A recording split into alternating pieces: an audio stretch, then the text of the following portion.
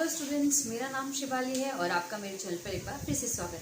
जैसा कि आपको पता है, इस चैनल पर आपको एनसीईआरटी मैथमेटिक्स की प्रिपरेशन करवाई जा रही है, जो कि हेल्पफुल है 11th और 12th क्लास के बच्चों के लिए, टीजीटी पीजीटी के लिए, टैट के लिए और उन सभी बच्चों के लिए जो एनसीईआरटी के थ्रू प्रिपरेशन करना चाहते हैं। तो हमारा टॉपिक अब का चल रहा है कॉम्प्लेक्स नंबर का। कॉम्प्लेक्स नंबर क्या होते हैं उसके बारे में आज डिस्कस करेंगे। So without wasting a time let's start. देखिए, कॉम्प्लेक्स नंबर क्या है। अभी तक हमने पढ़ा है कि जो नंबर्स होते हैं या तो नेचुरल नंबर होते हैं या होल नंबर होते हैं या इंटीजर्स होते हैं, रैशनल होते हैं, इरेशनल होते हैं, और ये जो सभी नंबर है ये रियल नंबर्स होते हैं। ठीक है, ये सभी नंबर्स को हम रियल नंबर्स कहते हैं। अब जो नंबर्स कॉम्प्लेक्स नंबर है वो रियल नंबर से अलग है। किस तरीके से? अभी तक हमने जो क्वेश्चन करते थे, हम करते थे कि 3x + 4 = 0, तो x की वैल्यू अगर आ गई तो -4/3, तो ये रियल नंबर आ गया। ठीक है, और क्या था, अगर हमारे पास x² - 4 = 0 है तो हम क्या करते थे, यहाँ पे वैल्यू 4 किया और जब स्क्वायर रूट हटाया तो हमारे पास दो वैल्यू x की आएगी। इस तरीके से आता था, बट ये सब आता था रियल नंबर के केस में। अगर मैं इसी सिचुएशन में कह दूं कि अगर फॉर एग्जाम्पल x² + 16 = 0, अब यहाँ पे x² = -16, तो क्या आएगा? इसका आंसर +-4 नहीं आएगा। क्यों? क्योंकि यहाँ -16 है और जब यहाँ से स्क्वायर रूट हटेगा तो यहाँ आएगा इस तरीके से, स्क्वायर हटा स्क्वायर रूट लगा, तो ये कभी भी इसके बराबर नहीं होगा।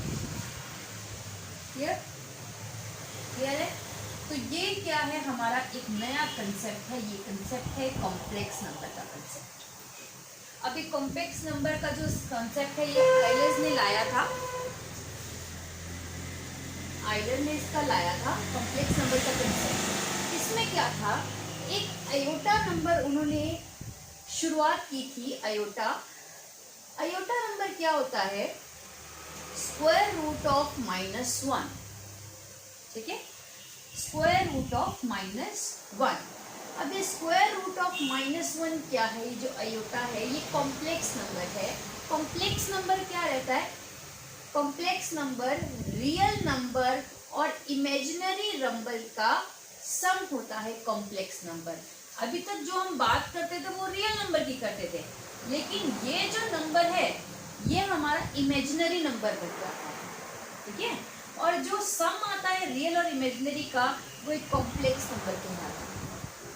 तो कॉम्प्लेक्स नंबर पर जाने से पहले हम आयोटा के बारे में थोड़ा सा डिस्कस कर लेते हैं कि आयोटा क्या होता है, इसकी वैल्यूज क्या आती हैं। ठीक है, इसको नोट कर लो, फिर हम थोड़ा सा आयोटा के बारे में देख लेते हैं। अब जैसे आपको मैंने आयोटा की वैल्यू बताई कि जो आयोटा होता है वो √(-1) है। आयोटा = √(-1). मेन आयोटा की 4 वैल्यूज होती है, या आई की 4 वैल्यूज होती है। एक आयोटा का स्क्वायर करो -1, आयोटा का क्यूब करो, क्या आएगा? आयोटा का क्यूब माइनस आयोटा। कैसे आएगा माइनस आयोटा? आयोटा का स्क्वायर इंटू आयोटा लिखा, iota square -1 into iota, this is equal to minus iota. Clear? Iota (4) = iota square into iota square, -1 into -1 = 1। तो 4 इसकी मेन इंटीग्रल वैल्यूज हैं जो आपके पूरे चैप्टर में काम आने वाली है। ठीक है, थ्रू आउट जब भी आप कॉम्प्लेक्स नंबर करोगे तो 4 इंटीग्रल वैल्यूज, कौन कौन सी integral values? 1, -1, iota and minus iota, 4 values आपने काम। ठीक है, ये है हमारी इमेजिनरी नंबर की वैल्यूज है, इंटीग्रल वैल्यूज।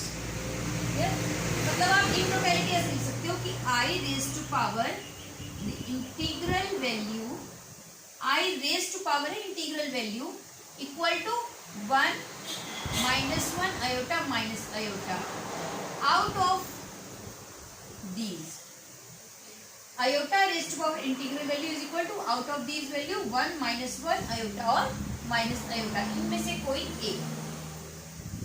ठीक है, आप कोई भी वैल्यू इसमें डाल दो, इसको नोट कर लो, फिर आगे बताते हैं इमेजिनरी नंबर के बारे में।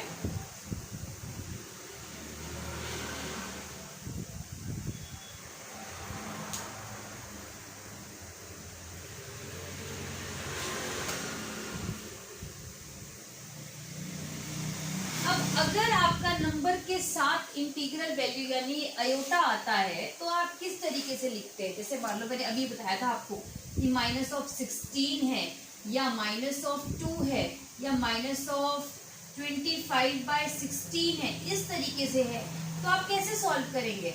देखो, minus of this into this, ये आ गया iota into 4, iota under of 2, क्योंकि अंडर ऑफ 2 का कुछ भी आपको नहीं पता है वैल्यू, ठीक है, अयोटा ऑफ 5/4, क्लियर?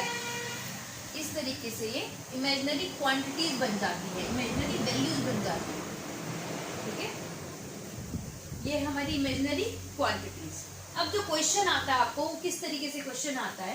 क्वेश्चन आएगा पेपर में 11th वालों के लिए, जैसे अयोटा रेज़ टू पावर 7 की वैल्यू निकालो, अयोटा रेज़ टू पावर 10 की वैल्यू निकालो, या 100 की वैल्यू निकालो, या 1 upon iota raise to power 20 की वैल्यू निकालो, 1 upon iota raise to power 525 की वैल्यू निकालो। इस तरीके से क्वेश्चन आएगा आपका। तो अयोटा रेज़ टू पावर 7 क्या आ गया? देखो, अयोटा रेज़ टू पावर 4 की वैल्यू पता है, तो हम लिख सकते हैं इसको तोड़ के अयोटा क्यूब, ठीक है, iota raise to power 1, iota cube की वैल्यू क्या होती है? माइनस अयोटा, तो क्या ये यही आ गया वैल्यू? कुछ भी वैल्यू आएगी इसकी, इन्हीं चार में से वैल्यू आएगी रिपीट होकर, ठीक है। अब इसको 4 से कर लो, दोबारा से स्प्लिट कर लो, क्या 4 के टेबल में ये आता है? 4 2 8, 4 5 20, तो आता है। तो यहाँ पे अयोटा रेज़ टू पावर 4 1 होता है, 1 रेज़ टू पावर 25 1 ही रहेगा, ठीक है। Again iota raise to power क्या है? 20 है 1 अपॉन में, ठीक है, आप 1 अपॉन में कर लो, अयोटा रेज़ टू पावर 4 और ये 5, 1 upon 1 raise to power 5 again 1, मतलब ये चार वैल्यूज के अलावा कुछ नहीं आएगा। Next 1 upon iota raise to power 525 है, 4 से डिवाइड करो, क्योंकि 4 ही वैल्यू जो है इसकी वो 1 बनाती है, ठीक है। तो जब भी ऐसा कुछ केस आएगा तो आपने क्या करना है, इसको 4 से डिवाइड करने की कोशिश करनी है, 4 में स्प्लिट करना है। तो करेंगे हम 4 से, 4 1, यहाँ रेज़ टू पावर 4 कर दिया, 4 1 4, 4 3 12 और 4 1 4 और एक अयोटा और बच गया। तो 4 से मल्टीपल है तो ये तो 1 बन जाएगा इंटू 1 अपॉन अयोटा। अब एक चीज ध्यान रखना, अयोटा कभी भी या जो भी इमेजिनरी वैल्यू है वो हम क्या करते हैं, डिनोमिनेटर में नहीं लिखते, हम रेशनलाइज कर देंगे। कर दिया, रेशनलाइज करने के बाद हमारे पास क्या आया है, अयोटा अपॉन -1 यानी कि माइनस अयोटा। अब देखो इसी में से आई ना वैल्यू दोबारा से, -1 1 अयोटा माइनस अयोटा में से ही ये वैल्यूज आएंगी, ठीक है। तो पेपर में आपको इस तरह का एक क्वेश्चन 11th वालों को जरूर आता है, इसको नोट कर लो या स्क्रीनशॉट ले लो। तो नेक्स्ट क्वेश्चन करते हैं इससे रिलेटेड।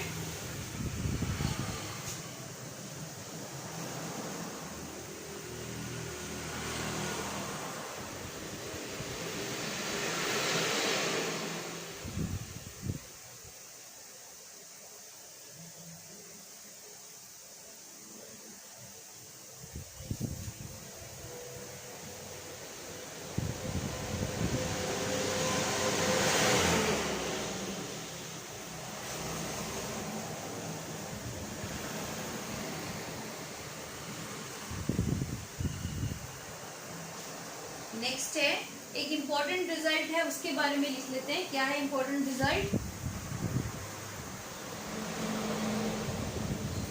रिजल्ट है minus of A into minus of B. हम क्या करते थे, जब स्क्वायर रूट इस तरीके से आया, अंडर टॉप 2 अंडर टॉप 3 तो अंडर टॉप 6 लिख देते थे। लेकिन अगर यहाँ पे क्या है, दोनों वैल्यू नेगेटिव है तो वो कभी भी इसके बराबर नहीं आएगा, नेवर, इसके बराबर कभी नहीं आएगा। तो ये वैल्यू कैसे आएगी, ऐसे, if both A and B are negative values, तो हमारे पास ये आएगा minus of under root of A into B. Clear है? ठीक है, इस तरीके से हमारे पास वैल्यू आएगी। इसको नोट कर लो, इसके ऊपर क्वेश्चन बन जाता है, इसके ऊपर भी।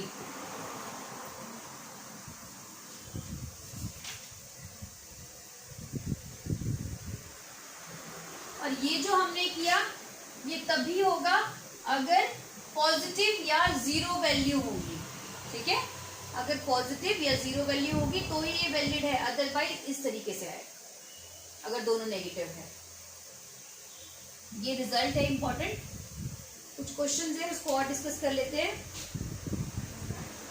क्वेश्चन है आयोटा रेज टू पावर, अच्छा एक सिंपल सा क्वेश्चन आपको बता देती हूँ। क्वेश्चन है iota raise to power 0, iota raise to power 1। एक क्वेश्चन और आपका जैसे यहाँ पे बताया था इम्पॉर्टेंट रिजल्ट के लिए, ये वीडियो में कैप्चर नहीं हो पाया था इसलिए दोबारा से रिपीट कर देती हूँ। जब भी हमारे पास इमेजिनरी नंबर्स का सम होता है और वो कंसेक्यूटिव नंबर्स होते हैं, जैसे कि i raise to power 0, anything raise to power 0 1 ही होता है, i raise to power 1, i raise to power 2, i raise to power 3, जब एक इस तरीके से कंसेक्यूटिव नंबर्स आते हैं तो उनका सम हमेशा 0 होता है। मैंने आपको करके भी बताया कि i raise to power 0, anything raise to power 0 1 होता है, i raise to power 1 is again i raise to power 2 -1, i raise to power 3 -i। तो जब हमने सम किया ये 0 आया। उस तरीके से अगर हमारे पास ये कंसेक्यूटिव नंबर है, ये 6 7 8 9, तो ये भी 0 आएगा। या कोई भी कंसेक्यूटिव नंबर अगर आप ले रहे हो, जैसे i रेज टू पावर 500, 501, 502, 503, तो इनका सम भी हमारे पास 0 आएगा। इस तरीके से जैसे इस रिजल्ट के ऊपर बेस्ड एक क्वेश्चन हमने लिया था कि under root of -36 into under root of 16 कैसे सॉल्व करेंगे, तो इसका तो हमें एज इट इज पता है 4 होगा। इसको हमने स्प्लिट कर दिया, अंडर रूट ऑफ -1 और अंडर रूट ऑफ 36 का हमारे पास 6 आ गया स्क्वायर रूट। जब हमने किया तो 6 4 24 और इसकी वैल्यू आयोटा, तो इसका आंसर आ गया आयोटा 24। ठीक है, तो आज की वीडियो में बस इतना ही। अगर आपको कंटेंट पसंद आया हो तो प्लीज़ लाइक करें, शेयर करें, सब्सक्राइब करें। और ज़्यादा इंटरेस्टिंग क्वेश्चन लेकर हम नेक्स्ट वीडियो में आएंगे। तब तक के लिए थैंक यू सो मच।